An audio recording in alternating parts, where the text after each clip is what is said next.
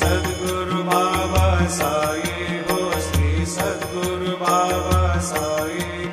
तुझ वाचून आश्रय नाही कुठली तुझ वाचून आश्रय नाही कुठली मी पापी पतित धीमंत हो मी पापी पतित धीमंत कारणे मला गुरुनाथा जडतरी कारणे मला साई